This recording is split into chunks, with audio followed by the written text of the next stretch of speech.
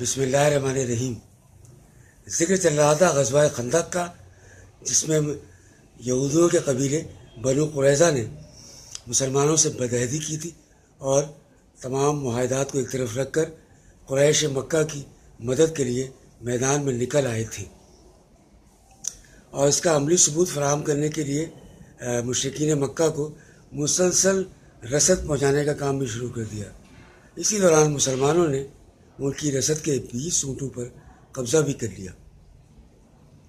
بہرحال یہود کی عہد شکنی کی خبر سرکار دو عالم صلی اللہ علیہ وآلہ وسلم کو جب ملی تو انہوں نے فوراً اس کی تحقیق کی جانب توجہ فرمائی، تاکہ بنو قریظہ کا موقف واضح ہو جائے اور یہ معلوم ہو جائے کہ یہ بات سچ بھی ہے یا افواہ ہے۔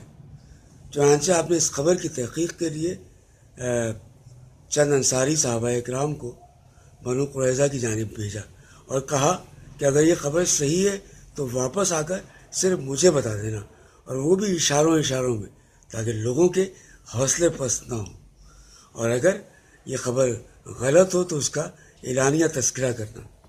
جب یہ لوگ بنو قریظہ کے پاس گئے تو انہیں انتہائی خباثت پر آمادہ پایا۔ انہوں نے اعلانیہ طور پر گالیاں بکیں، دشمنی کی باتیں کی اور رسول کریم صلی اللہ علیہ وآلہ وسلم کی اہانت کی۔ کہنے لگے کہ اللہ کا رسول کون؟ ہمارے اور محمد کے درمیان تو کوئی عہد ہے نہ پیمان۔ یہ سن کر وہ لوگ واپس آ گئے اور رسول اللہ صلی اللہ علیہ وآلہ وسلم کو اشاروں میں ان کی عہد شکنی کی خبر دی۔ اگرچہ اس بات کو صحابہ اکرام سے چھپانے کی کوشش کی گئی تھی، لیکن ان کو اس صورتحال کا علم ہو گیا۔ سچ بات تو یہ ہے کہ مسلمان اس وقت انتہائی نازک صورتحال سے دوچار تھے۔ ان کے پیچھے بنو قریظہ تھے، جن کا حملہ روکنے کے لیے ان کے اور مسلمانوں کے درمیان کوئی نہ تھا۔ آگے مشرکین کا لشکر جرار تھا، جنہیں چھوڑ کر ہٹنا ممکن نہ تھا۔ پھر مسلمان خواتین اور بچے تھے، جو کسی حفاظت کے بغیر بد عہد یہودیوں کے قریب ہی تھے۔ اسی لیے لوگوں میں سخت اضطراب پھیلا ہوا تھا۔ پھر اسی موقع پر بعض منافقین کے نفاق نے بھی سر اٹھایا۔ چنانچہ وہ کہنے لگے کہ محمد صلی اللہ علیہ وسلم تو ہم سے وعدے کرتے تھے کہ ہم قیصر و کسریٰ کے خزانے پائیں گے، اور یہاں حالت یہ ہے کہ پیشاب پخانے کے لیے نکلنے کے لیے بھی جان کی خیر نہیں۔ بعض اور منافقین نے بھی اپنے قوم کے اشراف کے سامنے یہ تک کہا کہ ہمارے گھر دشمن کے سامنے کھلے پڑے ہیں، ہمیں اجازت دیجیے کہ ہم اپنے گھروں کو واپس چلے جائیں، کیونکہ ہمارے گھر شہر سے باہر ہیں۔ نوبت یہاں تک پہنچ چکی تھی کہ بنو سلمہ کے قدم اکھڑ رہے تھے اور وہ پسپائی کی سوچ رہے تھے۔ ایک طرف لشکر کا یہ حال تھا اور دوسری جانب رسول اللہ صلی اللہ علیہ وآلہ وسلم کی یہ کیفیت تھی کہ آپ صلی اللہ علیہ وسلم نے بنو قریظہ کی بدعہدی کی خبر سن کر اپنا سر اور چہرہ مبارک کپڑے سے ڈھانک لیا اور دیر تک چت لیٹے رہے۔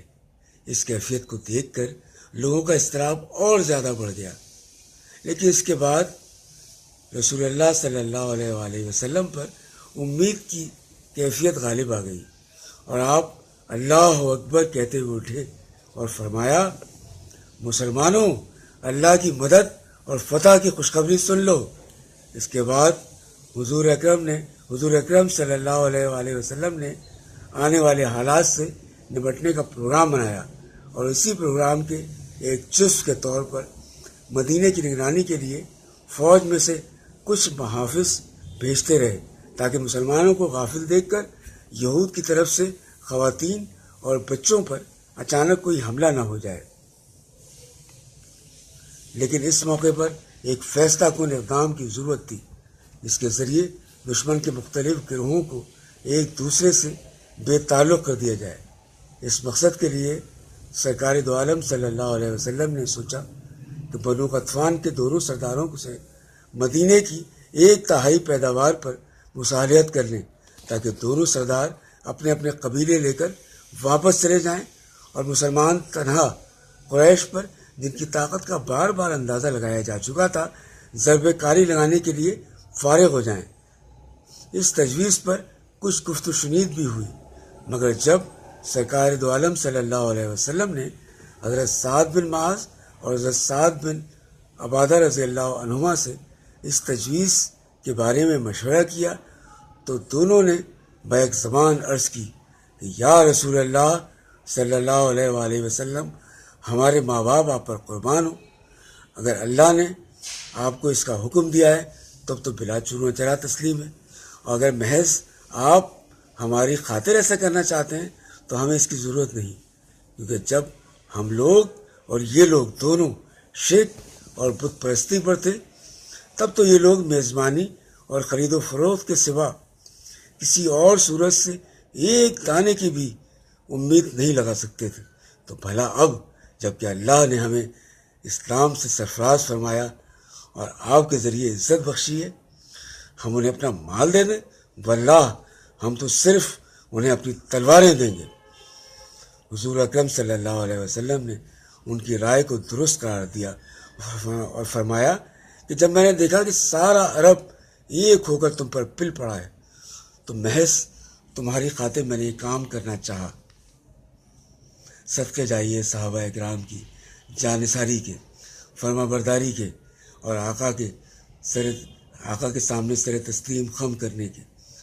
سچ بات ہے، اس کا اگر ایک ذرہ بھی ہم کو میسر آ جائے تو نہ صرف ہماری دنیا سمجھ جائے بلکہ آخرت بھی سمجھ جائے اور مسلمان ایک بار پھر اپنا کھویا ہوا مقام حاصل کر لیں۔ کاش ایسا ہو جائے۔ وما علینا الا البلاغ۔